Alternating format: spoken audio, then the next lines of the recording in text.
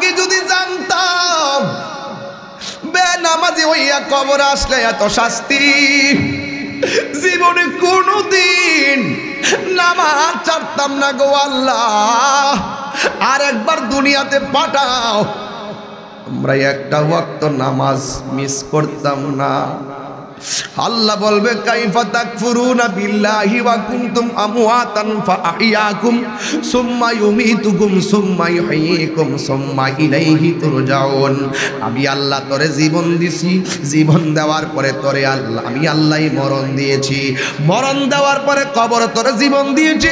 এই জীবনের পরে আর কোনো মৃত্যু নাই, আর দুনিয়াদারি নাই। এখন হবে শুধুমাত্র হিসাব আর হিসাব।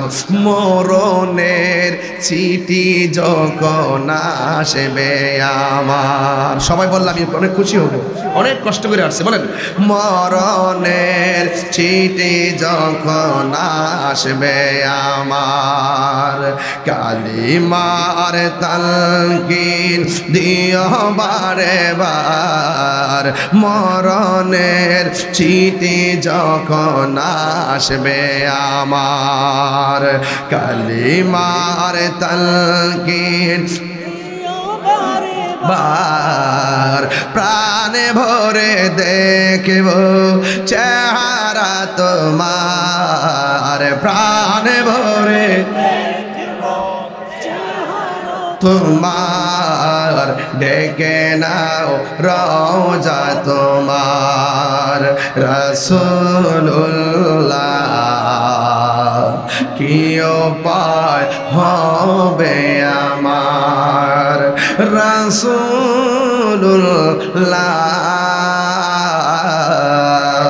কি উপায় হবে আমার। ইন্নাল মুনাফিকিনা ফিদ দারকিল আসফালি মিনান নার।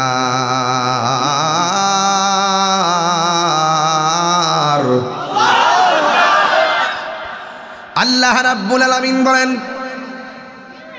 নিশ্চয়ই মুনাফিকরা জাহান্নামের নিম্ন স্তরে বাস করবে। মুনাফিকের আলামত হলো তিনটা। জবান খুলে বলেন কয়টা? এক নম্বর সে কথা বললে মিথ্যা বলবে, দুই নম্বর সে ওয়াদা করলে খেলাপ করবে, তিন নম্বর ইজা তুমিনা খানা, তার কাছে আমানত রাখা হলে আমানতের খেয়ানত করবে। এই জন্য যুবকের দল মুনাফিকি করা যাবে না। জবানকে হেফাজত রাখতে হবে, হাতকে হেফাজত রাখতে হবে। হাত দিয়া কাউরে কষ্ট দেওয়া যাবে না, জবানের কথার দ্বারা কাউকে কষ্ট দেওয়া যাবে না। আমার আল্লাহ রাব্বুল আলামিনের হাবিব বলেছেন মান সালিমাল মুসলিমুনা মিন লিসানিহি ওয়া ইয়াদিহি, যার হাত দিয়ে কেউ কষ্ট পায় না, যার জবানের কথার দ্বারা কেউ কষ্ট পায় না, ওই মানুষটাই হলো মুসলমান। আল্লাহ রাব্বুল আলামিন কোরআনে সতর্ক করে দিয়ে বলেছেন তোমরা মুসলমান না হইয়া মরিও না। ওয়ালা তামুতুন্না ইল্লা ওয়া আনতুম মুসলিমুন। আল্লাহ রাব্বুল আলামিন বলেন তোমরা মুসলমান না হইয়া মরিও না। এখন প্রশ্ন হলো মুসলমান কাকে বলে? মার গর্ভ থেকে দুনিয়াতে এসেছি, জন্মসূত্রে আমি মুসলমান, কিন্তু জন্ম হওয়ার পরে বোধ শক্তি হওয়ার পরে মুসলমানদের অনেক কাজ আছে।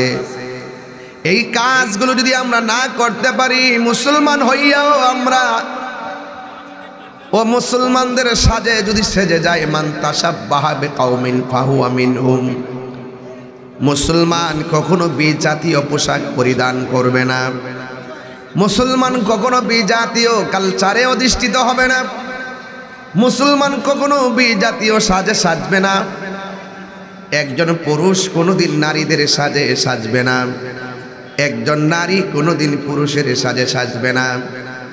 মহিলাদের জন্য সবচাইতে উত্তম জায়গা হলো তাদের ঘর, আর মুসলমানদের জন্য সবচাইতে নিকৃষ্ট জায়গা হলো বাজার, আর মুসলমানদের জন্য সবচাইতে উত্তম জায়গা হলো আমার আল্লাহর ঘর মসজিদ।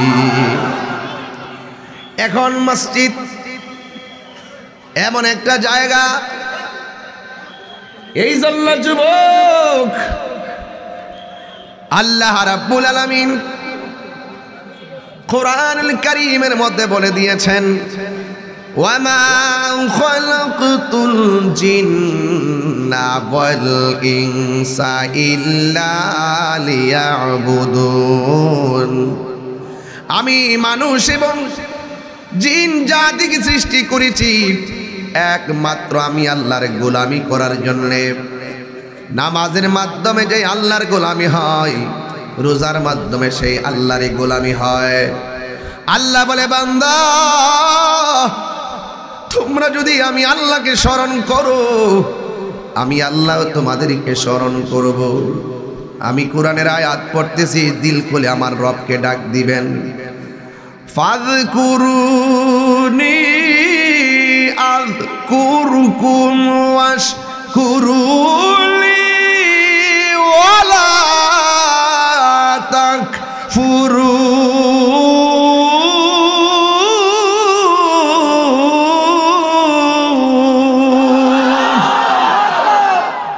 আল্লাহ বলে, বান্দারে তোরা আমারে ডাক দে, আমি আল্লাহও ডাক দিব। তোরা আমারে স্মরণ কর, আমি আল্লাহ তোরে স্মরণ করব। ও আল্লাহ তোমরা স্মরণ করব, ইবাদত তোমারে স্মরণ করব, তোমাকে স্মরণ করব ইবাদতের দ্বারা। তুমি আমরারে স্মরণ করবা কি দিয়া? আল্লাহ রাব্বুল আলামিনের আযকুরুকুম, মুফাসসিরিন ইকরাম লিখতেছেন আযকুরুকুম আই বির রাহমাতি ওয়াল মাগফিরা। আল্লাহ বলেন তোমরা আমারে স্মরণ করবা ইবাদতের দ্বারা, আমি আল্লাহ তোমাদেরকে স্মরণ করব আমার রহমতের দ্বারা। শুধুমাত্র তাই নয়, আল্লাহ বলছেন আমি তোমাদেরকে স্মরণ করব ক্ষমার দ্বারা। এই জন্য যুবক কি দিয়া বুঝাবো ইবাদতের মধ্যে কত মজা, ইবাদতের মধ্যে কত মজা। রাবিয়া বসরি প্রতি রাত্রে সাজুগুজু কইরা সুন্দর করে স্বামীর কাছে বলতেন, স্বামী গো আপনার কোনো আমাকে দ্বারা কাজ আসেনি? স্বামী বললেন না। এবার স্ত্রী সোজা আর বিছানার মধ্যে যাই নাই, না যাইয়া গো বিছানার মধ্যে দাঁড়াইয়া গেছে, না যাইয়া নামাজের মুসল্লার মধ্যে দাঁড়াইয়া গেছে। 10টা বুঝি না, 11টা বুঝি না, 2টা বুঝি না, 3টা বুঝি না, ফজরের নামাজ না পইরা রাবিয়া বসরি 1টা সেকেন্ডের জন্য বিছানায় পিঠ লাগাতেন না। এমন ভাবে রাবিয়া বসরি ইবাদত করতেন, শেষ পর্যন্ত ইবাদতে রাবিয়া বসরির যৌবন চলে গেল।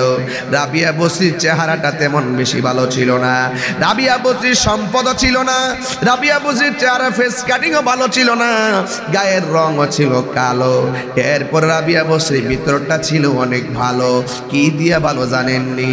আল্লাহর ইবাদতের দ্বারা তার অল বডিটার ভিতরে প্রেমের অলংকার পড়েছে।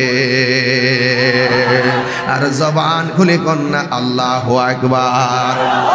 এই জন্য আমার যুবক ভাইরা, ওই রাবিয়া বসরি তখন স্বামীকে বলে, ও স্বামী আপনি শুয়ে থাকেন, আমাকে আমার রবের কাজ করতে দেন। স্বামীও কোনো দিন রাবিয়া বসরিকে বাধা প্রদান করে নাই।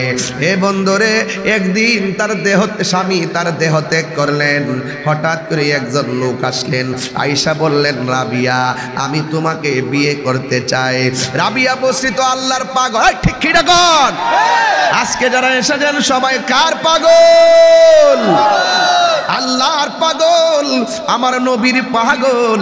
কিন্তু রাবিয়া বসরির কাছে যখন ছেলেটা প্রশ্ন করলো, রাবিয়া আমি আপনাকে বিয়ে করতে চাই, যেই লোকটা প্রশ্ন করছে এই লোকটা হলো তাবি, মানে সাধারণ কেউ না, বলতেছে আমি আপনাকে বিয়ে করতে চাই। এই কথা বলার পরে রাবিয়া বসরি ডাক দিয়ে বলে, হে আল্লাহর বান্দা, জীবনটা কাটাই দিতেছে আমার রবের জন্য। কুল ইন্না সলাতি ওয়া নুসুকি ওয়া মাহইয়ায়া ওয়া মামাতি লিল্লাহি রাব্বিল আলামিন।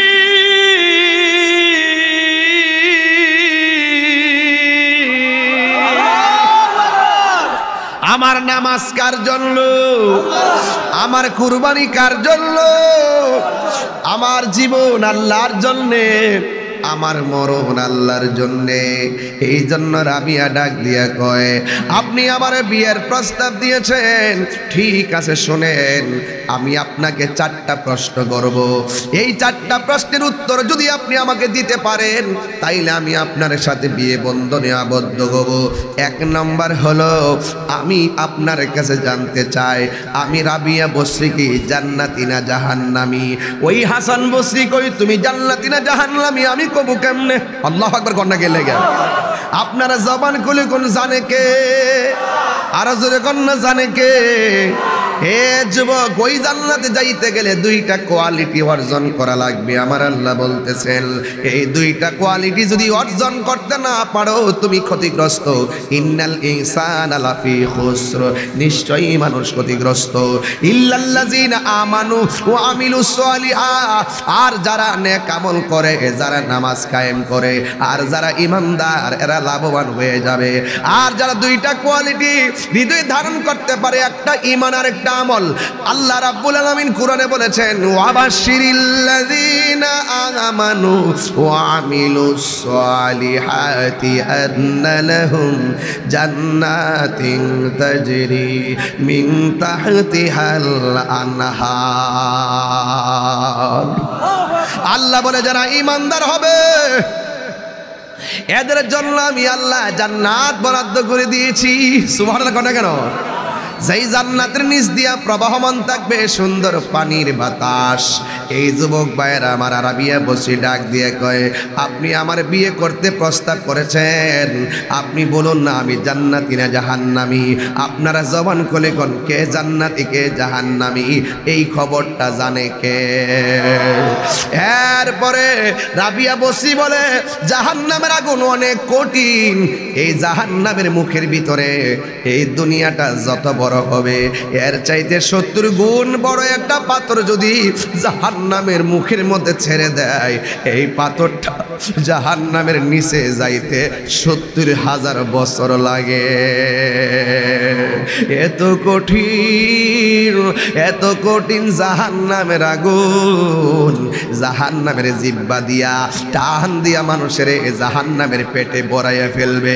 70,000 ফেরেশতা শিকল দিয়া বাঁধাও, জাহান্নামের গতি আটকাইতে রাখতে পারবে না।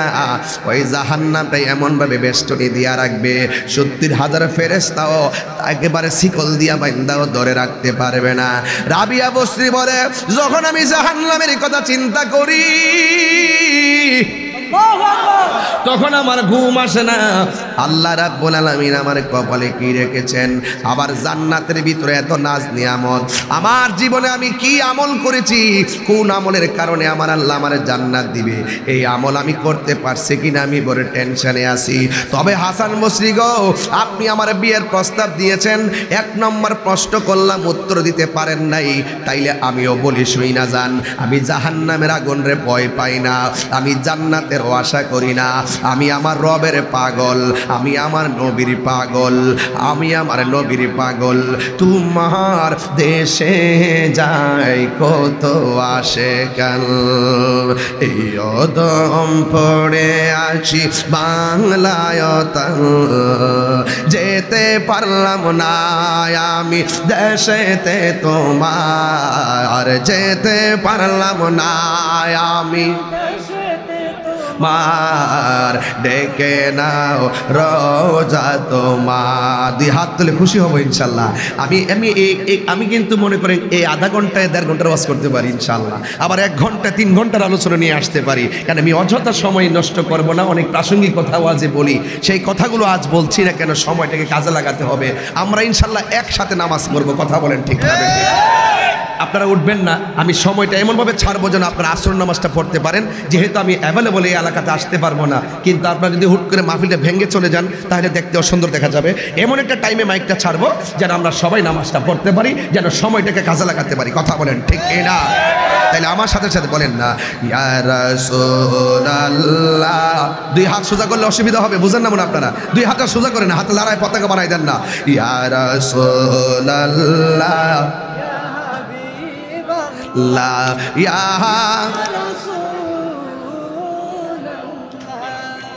ইয়া রাসূলুল্লাহ আল্লাহ। মাইকের সাউন্ডটা বাড়া যায়, মাইকের সাউন্ড, বক্স না, বক্স সেট করতেছে। বিবাল্লাহ ইয়া রাসূলুল্লাহ তুমি মোদের আশার আলো, তাই তো তোমায় তুমি মোদের আশার আলো, তাই তো তোমায় হৃদয় নামের ফুলদানিতে হৃদয় গেতে রেখেছি প্রেমের মালা, ইয়া রাসূলুল্লাহ ইয়া হাবিবাল্লাহ, ইয়া রাসূলুল্লাহ ইয়া হাবিবাল্লাহ, ইয়া রাসূলুল্লাহ।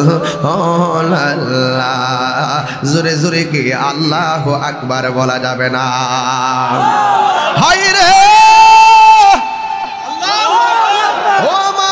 হাজীগঞ্জের বন্ধু, ও শাহরাস্তির বন্ধু, ও আমার কাদরার বাবারা, চিত্তশীর মানুষ বড় নবীর পাগল, ইউনিয়নের বেড়াই এই ইউনিয়নের মানুষগুলা নবীর বড় পাগল। নবীর পাগল না হইলে দুপুর বেলা আমার মতন না খাইয়া এই পাগলগুলো মাহফিলে পয়সা থাকতো না। কথা বলেন ঠিক কিনা? আমি একটু একশনে যাবো পরে, আগে আমি ফাউন্ডেশনটা গাইরা লই। কথা কন, আরে কথা কন। ফাউন্ডেশনটা লইয়া লই, দেখি কয়তলা ফাউন্ডেশন নিতে পারি। ও যুবক, জান্নাত হলো 8টা ফাউন্ডেশন লাগবে। কথা কন ঠিক কিনা রে বাবা? এই জন্য যুবক ভাইরা মা, এই ছেলেরা কিসে কই যাও, মানে কোথায় যেতেছ? কি কিসে সমস্যা কি? তাহির কি প্রতিদিন এসে বসে থাকবে না? অতি সোজা ভাই জানে কেমনে কিতে হয়েছে, বহুত কঠিন, অনেক কষ্ট করে আইছি। চট্টগ্রাম ছিলাম, চট্টগ্রাম থেকে আইছি বাবা। আইসা কোনো রকম ভাবে আইসা ওই যে বাড়ি তো যায় না, আইসা পড়ে রয়েছি কুমিল্লাতে সকালে আয়া সূর্য উঠেছে গাড়ি পরে আইসা পড়ে রয়েছি এক হোটেলের মধ্যে। এরপরে দৌড়াইয়া রাস্তায় যে এত গাড়ি চলে, যেই জন্য আমি টাইম নিয়ে আসতাম পারি নাই। সময়টা প্যাস লাগছে গাড়ির কারণে, শুধুমাত্র যে এত লোকাল গাড়ি চলে যেই জন্য আমার টাইম নষ্ট হয়ে গেছে গা। আপনাদের জন্য বাড়ি তো যাই নাই, রাস্তাতে এসে ঘুমাই রয়েছি। মার হাবা কইতেন না? তা আপনারা যে পয়সা দিয়েছেন এটা কম না, না খাইয়া পয়সা দিয়েছেন। এই জন্য আমরা সবাই নবীর পাগল। কথা কন ঠিক না বেঠে? আমরা আজকের মাহফিল দ্বারা প্রমাণ করছি যে সুন্নিরা সিন্নি খাওয়াই না, সুন্নিরা আজকে প্রমাণ করছি সুন্নিরা বিরিয়ানি খাওয়াই না, সুন্নিরা।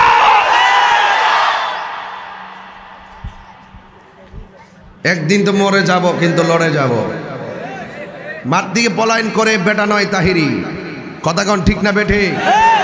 তা বয়ান করতেছি, কষ্ট হচ্ছে আপনাদের? বয়ান কি বুঝতে অসুবিধা হচ্ছে? একদম আমি ভেঙ্গে ভেঙ্গে বলতেছি, যা আপনার প্রয়োজন, যা আমার প্রয়োজন, জোরে কর না মারহাবা। এটা জবানও বন্ধ রাখবেন না, মহব্বতে মায়ার সুরে বলুন সুবহানাল্লাহ। যুবক ভাইয়ের আমার, রাবিয়া বসরি 2 নম্বর প্রশ্ন করলেন।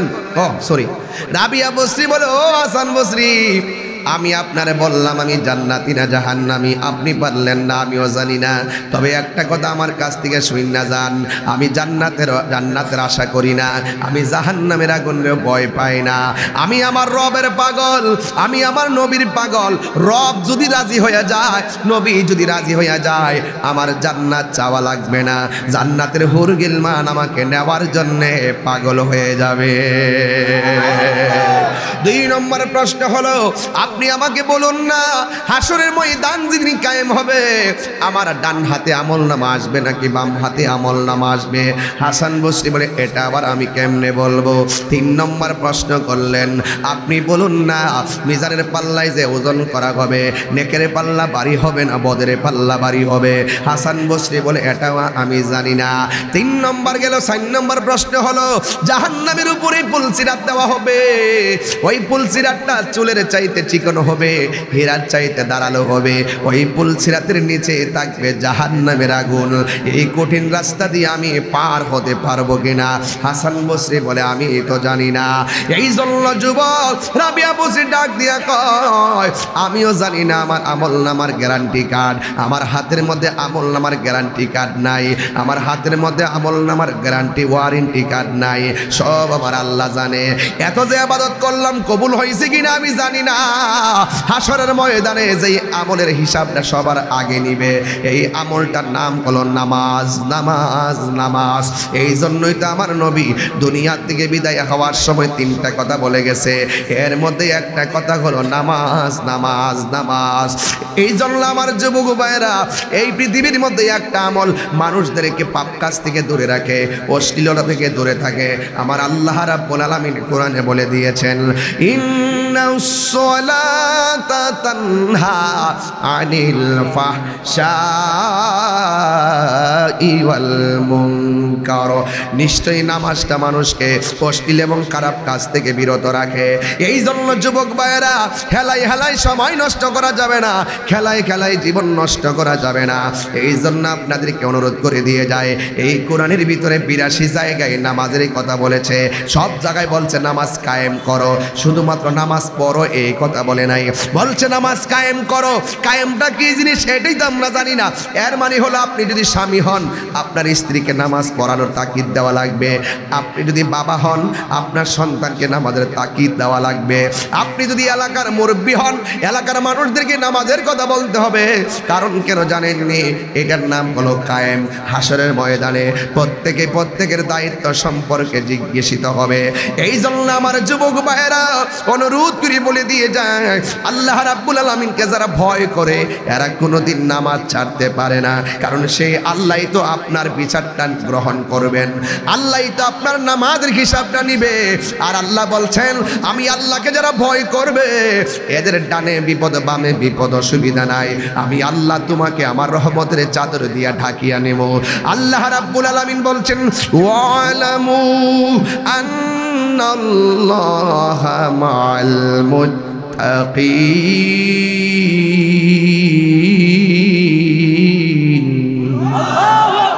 আল্লাহ রাব্বুল আলামিন বলেন, তোমার কেউ নাই, একজন আছে। জবান খুলে বলেন তিনি কে? কেউ নাই, একজন আছে, তিনি হলো আমার রব। আপনি মনে করেন এই বংশে বাস করেন, ডানে অন্ধকার বামে অন্ধকার, সামনে অন্ধকার পিছনে অন্ধকার। আপনার অন্তরে যদি মাত্র ঈমানটা ঠিক রাখেন, আপনার অন্তরে যদি আল্লাহর ভয় রাখেন, তাইলে আমার আল্লাহ রাব্বুল আলামিন আপনাকে বন্ধু বানায় নিবে। আর আল্লাহ যারা বন্ধু বানায় নেয়, ডানের বিপদ আপনাকে কিছুই করতে পারবে না, বামের অন্ধকার কিছুই করতে পারবে না। আল্লাহ রাব্বুল আলামিন কোরআনের মধ্যে বলে দিয়েছেন, আল্লাহু ওয়ালিয়ুল্লাযীনা আমানু يخرجهم من الظلمات إلى النور।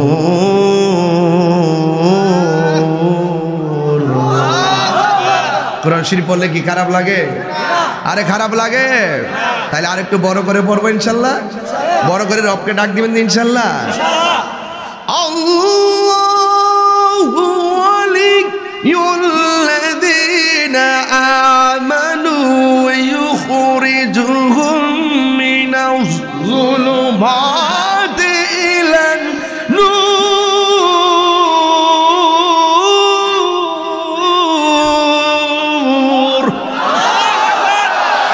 ঘোষণা কি মোল্লার না আল্লাহর? আল্লাহ কয়, বান্দা তোর ঈমান ঠিক রাখ। যার ঈমান ঠিক আছে সে কোনদিন আরেক বেড়ার হক মাইরা খাবে না। কথা কোন? যার ঈমান ঠিক আছে সে কখনো দুর্নীতি করবে না। ঠিক? যার ঈমান ঠিক আছে সে কখনো মার বুকে লাথি মারবে না। ঠিক কোন? যার ঈমান ঠিক আছে সে কোনোদিন মা বাপের বুকে মুখে তর্ক করে কথা বলবে না। ঠিক কি না বলেন? যার ঈমান ঠিক আছে সে কোনোদিন ঘুষ খাবে না। সুদখোর আছে না নাই? কি হবে বেঁচে থেকে? অযথা বিদ্যা শিখে যদি না করতে পারি সুদ মুক্ত সমাজটাকে। ঠিক না? কি হবে আলেম হয়ে ইমাম সাজে সমাজেতে যদি না হক কথা উচ্চ সুরে না বলিতে কি হবে আলেম হয়ে ইমাম সাজে সমাজেতে যদি না হক কথা উচ্চ সুরে না বলিতে চাকরি বই করো যদি ছেড়ে দাওই না গদি কি হবে ধোঁকা দিয়ে আল্লাহকে সুৎকুর সাবধান এ কথা কোন ঠিক কিনা বলেন সুৎকুর পাঁচ ওয়াক্ত নামাজও পড়ে মসজিদের প্রথম কাতারও দাঁড়ায় আবার খবর লয়া দেখি সুৎকুর নাম্বার 1 ঘুষখোর নাম্বার 1 টাকা খাইয়া মামলা ঘুরাইয়ালায় টাকা খাইয়া রায় ঘুরাইয়ালায় এমন ঘুষখোর আছে সবটিপ দিয়ে সর্দারি করে কথা কন ঠিক না হুজুরের মধ্যে একটু হুজুর আছে ঘুষ খাইয়া ফতুয়া ঘুরাইয়ালা কথা কন ঠিক না ঘুষ খাইয়া জিনার সারা লাগাই দে কথা কন ঠিক কি না সুৎখোর ঘুষখোর সাফার দাঁত ফলাইয়া দেওয়ার দরকার এখন অনেক ঘুষখোরি কইব এই হুজুরে কি লেগে আনছে আমরা ঘুষ খাওয়ার রাস্তা দিয়ে বন্ধ করে দিতেছে আর রাশি আমার না আমার কথা না রাসূলের কথা আর রাশি ওয়াল মুরতাশি কিলাহুমা ফিন্নার যে ঘুষ খাইব যে ঘুষ দিব দুইটাই জাহান্নামের আগুনে জ্বলবে কথা কোন ঠিক কি না আর আমরা দেখি প্রায় সময় সমাজের ভিতরে যার একটু টাকা পয়সা বেশি থাকে সে সুদ টুদ খায় মোটামুটি অনেক টাকা বানায় ফেলায় সে সুদ খাইতে ঘুষ খাইয়া এরে বাপ ডাইকাইন না মসজিদের সভাপতি বানায় কথা কোন ঠিক না বেটে কথা কোন ঠিক কি না বলেন একটা সুদখোর না আপনার মানে আমার সাথে রাগ করবেন না আবার সমস্যা আসেনি কোন জানো তো বাজান টেহাওয়ালার হাতে তো দেশ কথা কোন ঠিক না বেটে কোন কোন কোন ফেসে পড়ি আবার যেই সমাজের মানুষ সুদ খায় এই সমাজে শান্তি থাকবে না যেই ঘরে সুদ চলে এই ঘরে শান্তি থাকবে না যেই দেশে সুদ চলবে সেই দেশে অশান্তি বেড়ে যাবে ঠিক কি না বলেন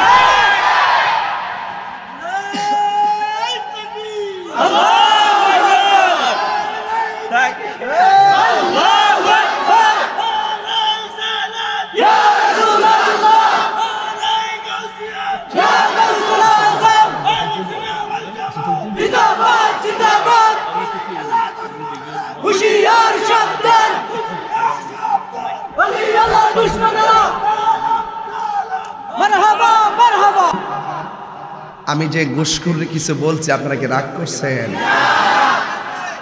সুদখোরে যে কিছু কইছে আপনি কি রাগ করছেন বাজান আচ্ছা সুদ খাওয়া যে হারাম এটা কি মোল্লার কথা না আল্লাহর কথা তো আল্লাহর কথা বললে যদি আমি তাহিরি জীবনটা এই দেশে জায়গা আমার কোনো আপত্তি আছে হ্যাঁ আপত্তি আছে আমি এগুলো ভয় পাই না লাল চক্ষুকে তাহিরি ভয় পায় না কারণ তাহিরি চোখে সুন্নিরা কখনো লাল চক্ষুকে ভয় পায় না কারণ সুন্নিদের চোখের মধ্যে আছে মদিনাওয়ালার সবুজ গম্বুজের দৃশ্য কথা বলেন ঠিক এটা আমরা ডরাই না হক কথা বলতে বা আহাল্লাল্লাহুল বাইআ ও হাররামার রিবা আল্লাহ ব্যবসাকে হালাল করেছেন সুদকে হারাম করেছেন এখন আপনারা বলুন সুদ কি সমাজে চলবে না বন্ধ হবে ঘুষ কি সমাজে চলবে না বন্ধ হবে আল্লাহ এদের কাছ থেকে আমাদের সকলকে হেফাজত করুক আমিন মসজিদের সভাপতি বানাবেন হোক সে গরিব 5 ওয়াক্ত নামাজ পড়ে নবীর পাগল দেখে দেখে মসজিদের সভাপতি বানাবেন হয়তো সে কোদাল দিয়ে মাটি কাটে এরপরে হ্যাঁ সভাপতি হইব কিন্তু টাকাওয়ালার সাথে মসজিদের সভাপতির কোনো সম্পর্ক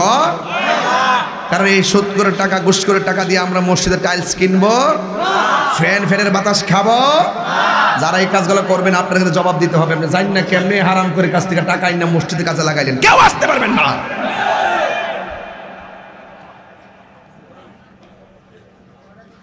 রাবিয়া বসরি বলেন হ্যাঁ হাসান বসরি জাহান্নামের উপরে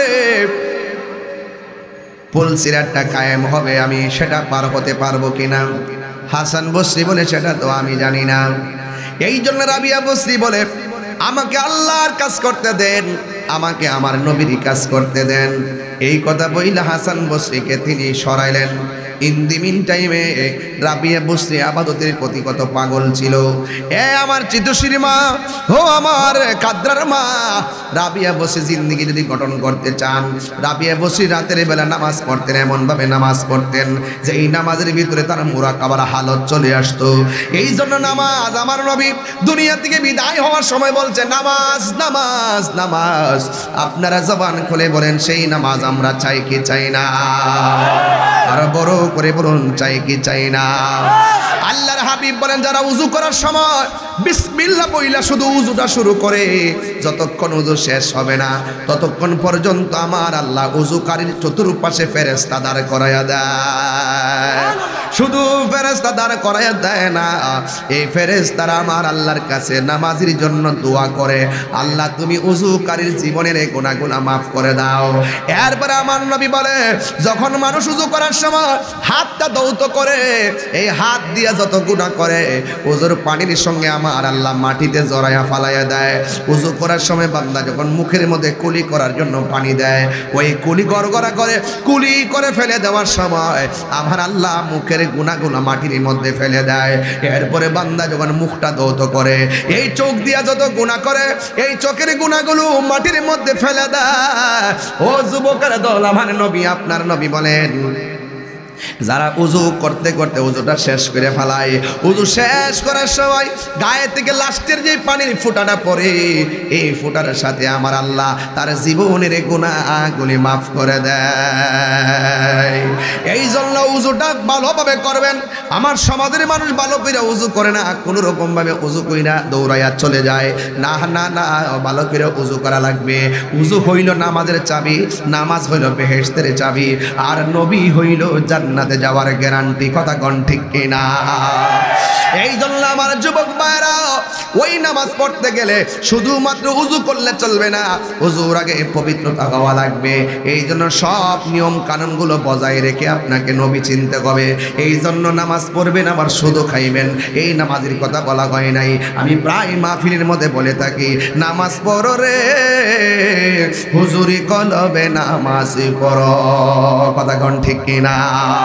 যেই নামাজে নবী নাই রে সেই নামাজকে পড়ো না রে। নামাজেই নামাজিকে সরল পথে আনতে পারে। নামাজের ভিতরে আমার নবীরে সালাম আছে না নাই? আসসালামু আলাইকা আইয়ুহান নবী ওয়া রাহমাতুল্লাহি ওয়া বারাকাতুহু। ও বন্ধু রে, ও বন্ধু, হ্যাঁ বাবা, নামাজের ভিতরে নবীরে সালাম না দিলে নামাজ বাতিল হয়ে যায়। আমি নামাজের মধ্যে দাঁড়াইলাম, এমপিরে সালাম দিলে নামাজ বাতিল, মন্ত্রীরে সালাম দিলে নামাজ বাতিল, চেয়ারম্যানকে সালাম দিলে নামাজ বাতিল, ওই মেম্বার সালাম দিলে নামাজ বাতিল, কিন্তু আমার নবীরে সালাম না দিলে নামাজ বাতিল। তাই তো সাহাবায়ে কেরাম আমার নবীরে প্রশ্ন করে, ইয়া রাসূলুল্লাহ নামাজের ভিতরে আপনাকে কেমনে আমরা সালাম দিমু এটা তো আমরা জানি, কিন্তু নামাজের ভিতরে আপনার উপরে কেমনে দুরূদ করব। ইয়া রাসূলুল্লাহ আপনাকে কেমনে সালাম দিব আমরা জানি, কিন্তু আমরা নামাজে কেমনে দুরূদ করব। আল্লাহর হাবিব ডাক দিয়া বলেন আল্লাহুম্মা সাল্লি আলা মুহাম্মদ ওয়া আলা আলে মুহাম্মদ। তোমরা আমার উপরে দুরূদ পড়লেই চলবে না, আমার আহলে বায়তের উপরে দুরূদ পড়া লাগবে। এই জন্য অনেকে বেদগুলা জানে না, বেদ না জানলে নামাজ পড়লে লাভ হইতো না, রুকু দিলে লাভ হইতো না। আপনার মতন আমার মতন বহুত নামাজি দুজুকে যাবে। আল্লাহ রাব্বুল আলামিন কোরআনে বলে দিয়েছেন আমিলাতুন নাসিবাতুন তাসলানা ওয়ান হামিয়া। যারা গাট্টি গাট্টি পরিমাণ আমল করব, আমল কইরাও দুজকের মধ্যে যাবে। হাসরের ময়দানে যাওয়ার আগে কবর আছে না নাই? ওই কবরের ব্যাপারে আমার নবী বলে দিয়েছেন বেনামাজি হইয়া যারা কবর দেশে যাবে, ওই বেনামাজি হইয়া কবরে গেলে ওই কবরবাসীর জন্য তিনটা শাস্তি অবধারিত। এক নম্বর শাস্তি, কবরটা একদম ছোট করে দেওয়া হবে, এমন সংকুচিত করে দেওয়া হবে ডান পাশের মাটি বাম পাশের মাটি মিল্লা তোমার একটা চাপা মারবে, ডান পাশের হাড্ডিগুলো বাম পাশের হাড্ডির ভিতরে ঢুকে যাবে, বাম পাশের হাড্ডিগুলো ডান পাশের হাড্ডির ভিতরে ঢুকে যাবে। আমার নবী বলে বেনামাজি হইয়া কবরে গেলে তোমার মাটিগুলো এমন ভাবে চাপা মারবে, আর বেনামাজিটা কবরের ভিতরে এমন জোরে একটা চিৎকার মারবো, ও আল্লাহ আর তিনবার কন্যা আল্লাহ আল্লাহ আগে যদি জানতাম বেনামাজি হইয়া কবর আসলে এত শাস্তি, জীবনে কোনোদিন নামাজ ছাড়তাম না গো আল্লাহ। আর একবার দুনিয়াতে পাঠাও, আমরা একটা ওয়াক্ত নামাজ মিস করতাম না।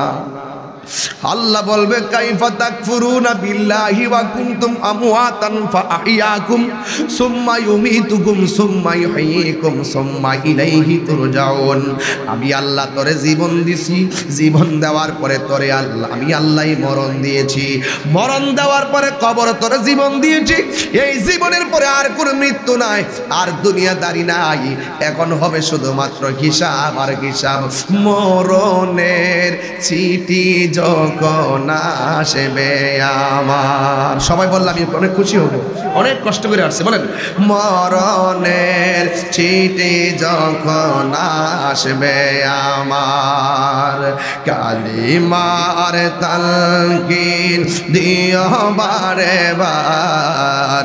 মরণের চিঠি যখন আসবে আমার, কালিমার তালকিন বার। প্রাণে ভরে দেখব চেহারা তোমার, প্রাণে ভরে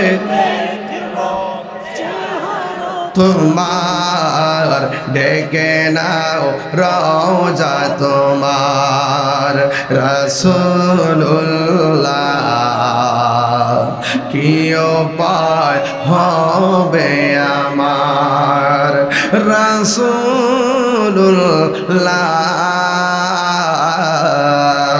কি উপায় হবে আমার। জোরে জোরে কি আল্লাহু আকবার বলা যাবে না? ও বন্ধুরে, ও আমার চিতোষের বাবা, ও আমার কাদরা শাহরাস্তির বাবা, আমার নবী আপনার নবী বলেন বেনামাজি হইয়া কবরে গেলে তিনটা শাস্তি দেওয়া হবে।